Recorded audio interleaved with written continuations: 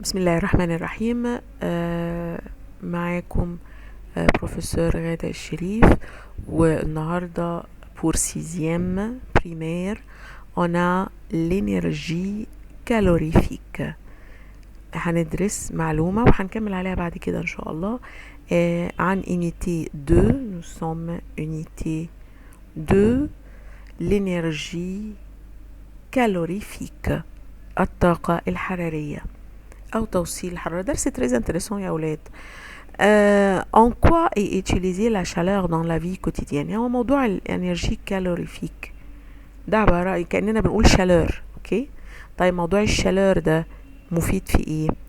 Dans les maisons on l'utilise pour chauffer les maisons، ده طلع chaleur. Pour cuisiner on a besoin de chaleur. Pour chauffer l'eau on a besoin de chaleur. كل الحاجات اللي بتوصل لنا الحرارة دي utilisation dans les maisons pour l'énergie calorifique. طيب في الاندستري نستخدم الحاجات دي؟ طبعا الحاجات دي تستخدم في تصنيع المواد الغذائية. dans l'industrie alimentaire et sa préparation، fabrication de verre، صناعة الزجاج وصناعة الورق لازم نستخدم فيهم حرارة، تسخين. تمام، يبقى dans l'industrie alimentaire et sa préparation et aussi dans la fabrication de verre، papier etc.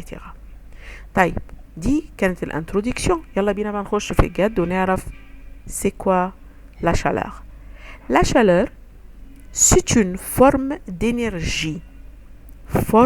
d'énergie، نوع من انواع الطاقة qui se transmet، دي بتنتقل بتمشي، qui se transmet entre le corps، بتنتقل من جسم لآخر. طيب du corps plus chaud au corps plus froid، يبقى شرط انها تتحرك، هي بتتحرك وبتنتقل من شيء لشيء، بشرط هي بتنتقل من الجسم plus chaud للجسم اللي درجة حرارته أقل. تمام. la condition à laquelle se transmet la chaleur، هو ده اللي احنا قلناه. La chaleur se transmet d'un corps à l'autre quand il y a une différence dans le degré de température. لازم يكون في فرق في درجة الحرارة. افتكر معايا كده واحنا بنقلب الشاي، المعلقة بعد شوية اللي بنقلب بيها بنلاقيها سخنة. طيب المعلقة ما كانتش سخنة لما انا ابتديت اقلب، لما انا خدتها ورحت اقلب ما كانتش سخنة. طيب يبقى الشالور انتقلت من التاس، من التي، من الليكيد اللي هو كيس شو بور لا كويير، يبقى من البلو شو للموان شو. ده شرط انها تنتقل من جسم لاخر، دي اتجاهاتها بتمشي في الاتجاه دي. يبقى la chaleur se transmet d'un corps à l'autre quand il y a une différence dans le degré de température entre les deux corps. C'est-à-dire qu'un corps doit avoir une température plus élevée et l'autre doit avoir une température moins élevée. طيب هل كل الأجسام بتسخن أقدر أقول عليها شو واسكت؟ لا، في اختلاف في درجات الحرارة. طيب تعالى نعرف يعني ايه درجة حرارة. كاسكو سافيدير دوغري دي تمبيراتور، اللي هي بتفرق بقى في الشالور، بتفرق من الشالور بتاع ده موان فروا، ده بلو فروا، ده موان شو، بلو شو. اللي هيفرق بين الحاجات دي كلها هو الديجري دي تمبيراتور. طيب الديجري دي عبارة عن ايه؟ يعني ايه درجة حرارة؟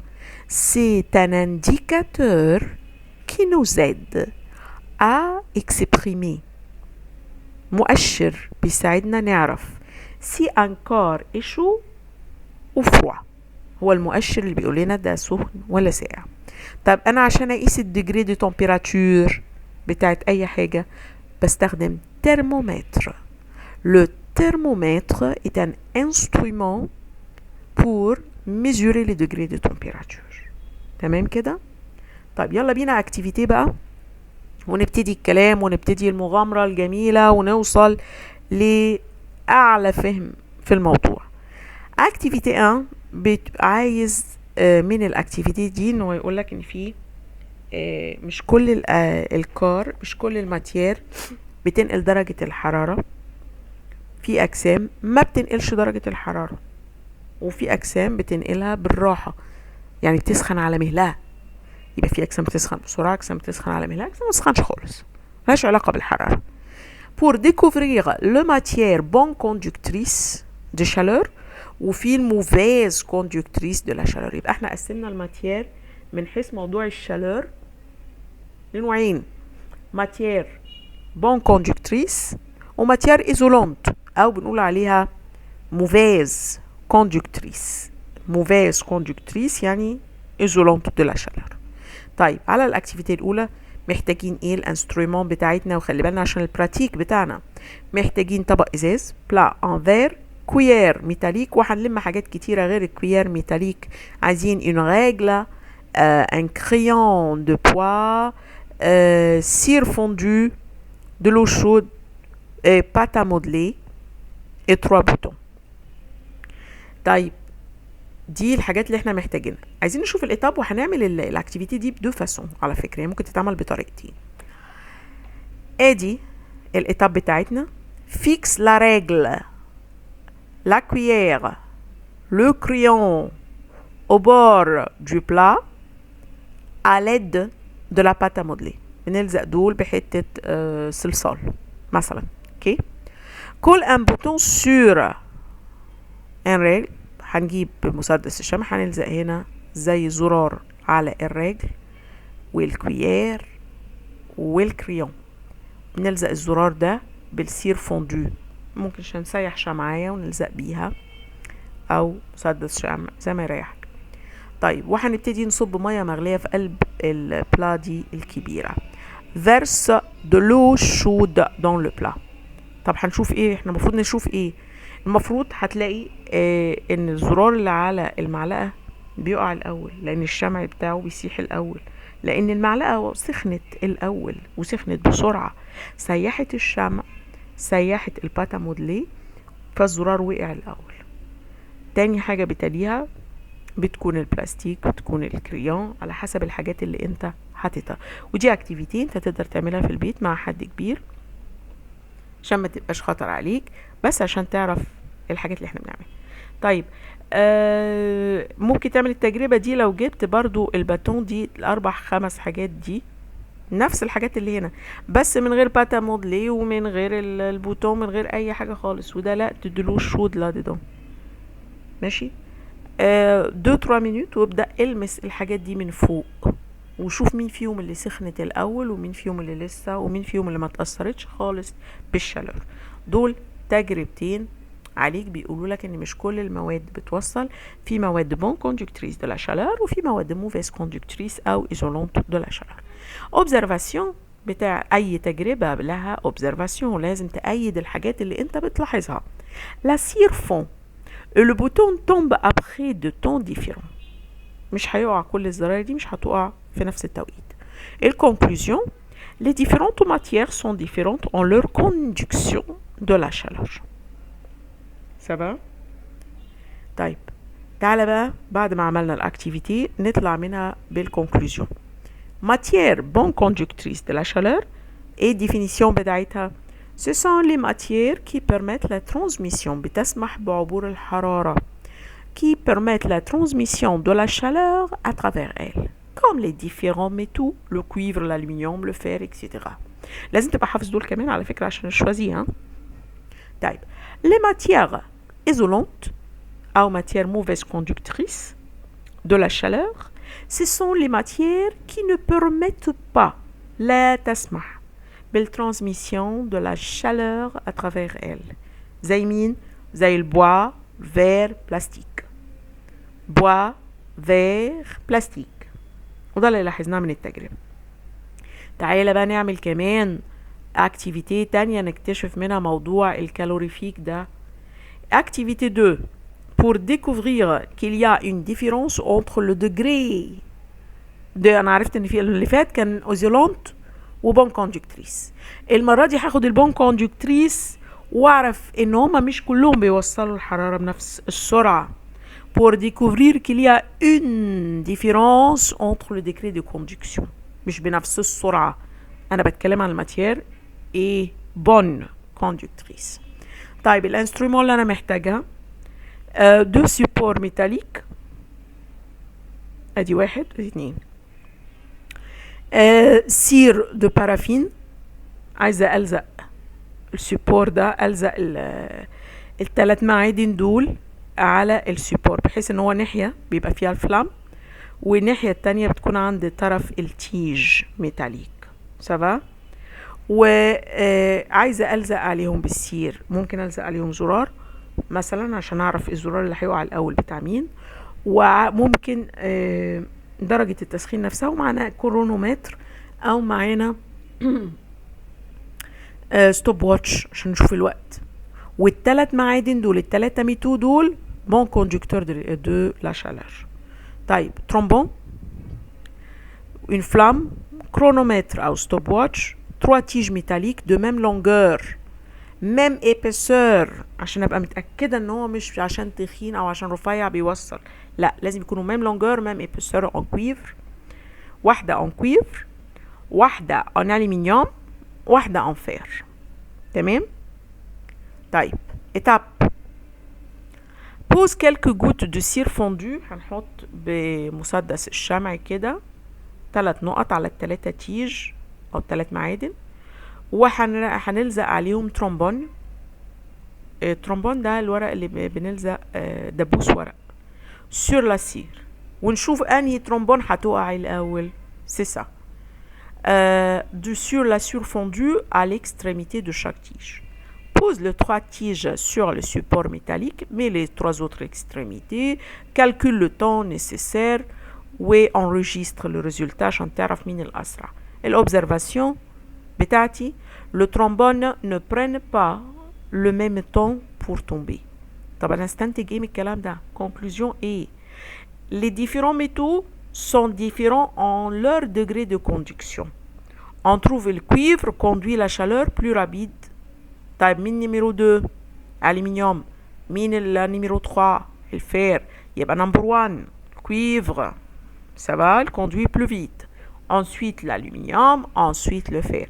يبقى حتى بين الثلاثة دول اللي هم bon conducteur de la chaleur مش كلهم بنفس السرعة، في فرق في الديجري de température. تمام. وفي الديجري de conduction. طيب عايزة بقى أعرف استخدامات الماتير bon conductrice. المواد اللي بتوصل الحرارة بستخدمها في ايه؟ comme l'aluminium, le cuivre, l'acier ده الفير، ها، sont utilisés dans la fabrication des ustensiles. بنعمل منهم الحلل دي، أدوات المطبخ، ustensiles de cuisine et de récipients. et aussi dans la fabrication de bouilloire. البويوار من جوه لازم يبقى فيها مواد موصلة للحرارة. خلاص، ده استخداماتها في البيت.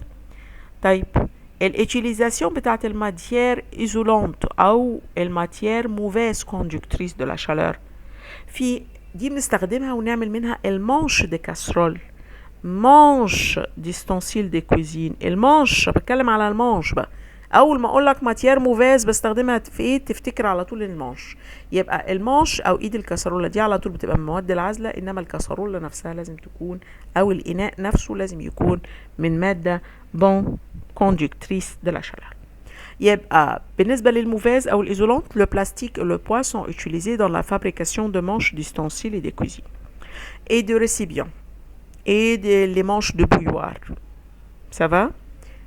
كل المانش بتتعمل من الحاجات الإيزولانت. Le plastique est utilisé aussi pour fabriquer les manches des fers à repasser إيدين المكوى، les couvertures et les habits lourds. بعمل منه couverture وhabits lourds. ليه؟ pour préserver la chaleur du corps et ne pas ressentir le froid، عشان تحتفظ بدرجة حرارة الجسم وما تسرب لناش هواء من بره ساقع فنسقع.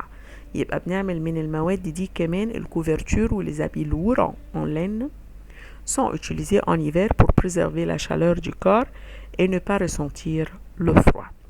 طيب كم سؤال كومونت مهمين جدا على الحتة دي. الكومونت انت عارف من وانت في كاتريام ان هي معناها pourquoi. Le commande dans les pays froids il fabrique 2 fenêtres comme ça en verre، وفي بينهم بعد كده بيبقى فيه espace مساحة هواء، يعني كل الشبابيك بتعمل الإزاز بتاعها دوبل، وبين الطبقتين بتوع الإزاز دول بيبقى فيه هواء في النص. Ça va? Elle fabrique des fenêtres en verre en laissant des espaces entre les deux vitres. Car l'air est un mauvais conducteur de la chaleur. الهواء من المواد الموفي conducteur.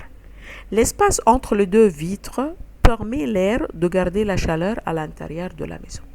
عشان كده في بلاد الاسكيمو وفي بلاد الساقعة قوي لازم يعملوا الفيتر دوبل بالمنظر ده عشان يحتفظوا بدفء البيت وما يسربش حرارة وما يخليناش نسقع. طيب كومنت تاني مهم جدا. Pourquoi on doit laisser des espaces entre les rails des trains.